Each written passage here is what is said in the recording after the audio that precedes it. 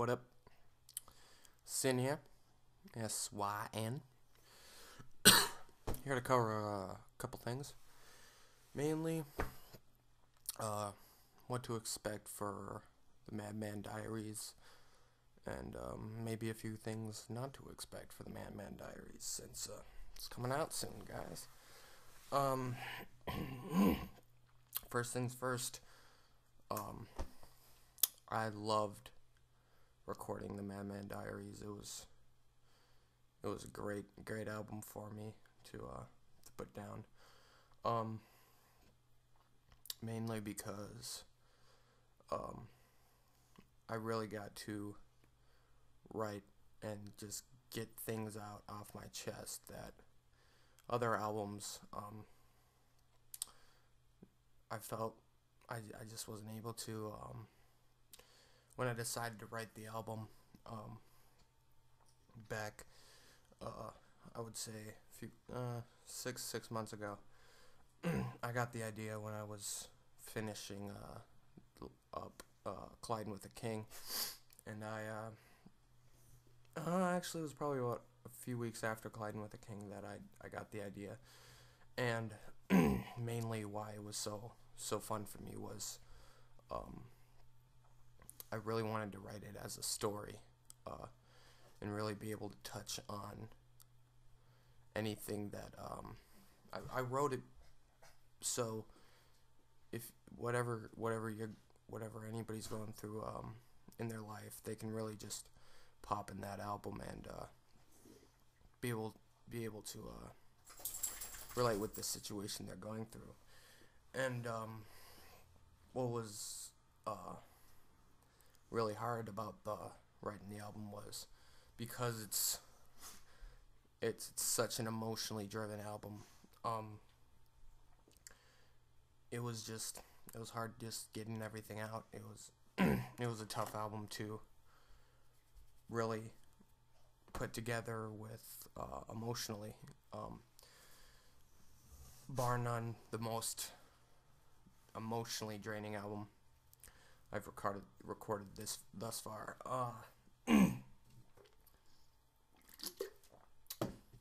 What you really should expect from the Madman Diaries is just a lot of some artists will write emotional tracks. The Madman Diaries is an emotional album. From front to cover, from front to back, it is just track after track of emotional songs.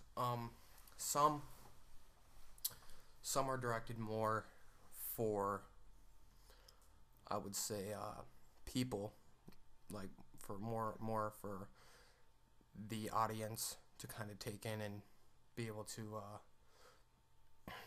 reflect on whatever they're going through. But every track is really something either I've went through or am going through at this time. And what was really emotionally draining for me was there's a line in the Madman Diaries that says, I found I need to leave myself exposed. It's the only way I'll ever grow. And when I started the album, I wrote tracks that were more for an audience, not so much what I was going through, and most of those songs got trashed just due to the fact that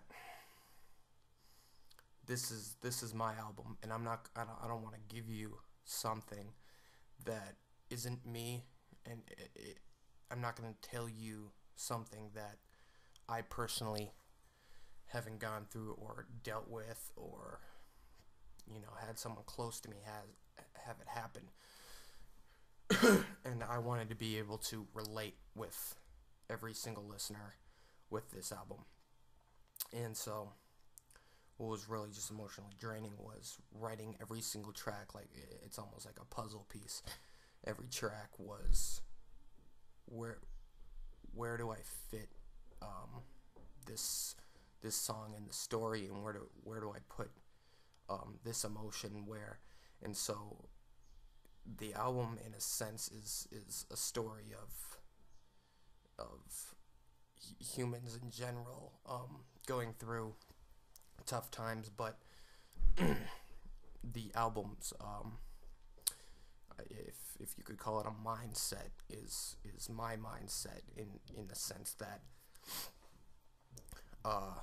from start, from being lost and not having God, to the ending of, you know, finding Him and learning how to grow in Him. And because of that, the end of the album feels almost like there's no finish. It ends with "Touch the Sky," and when you hear that track, I think you'll understand why I put it last. But it's, I mean, how do you end an album that's about life? And how do you, I mean, if, you know, like, where do we end with life? So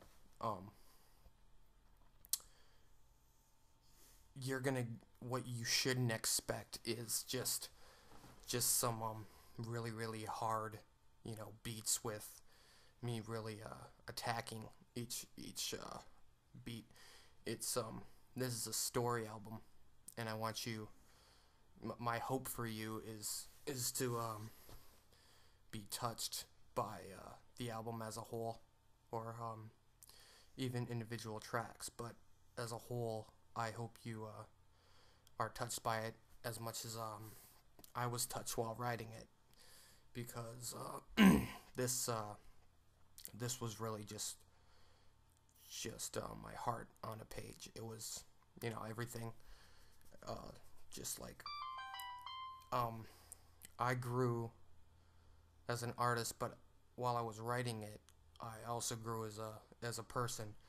And there's another line in the album that basically just says, you know, as I write about, you know, others and the situations they go through, I grow, and I think it's just because it brings me back to those situations that I went through, and seeing how I've overcome those with Christ. So it's a really, really emotionally driven album, and that's really what you should expect from it.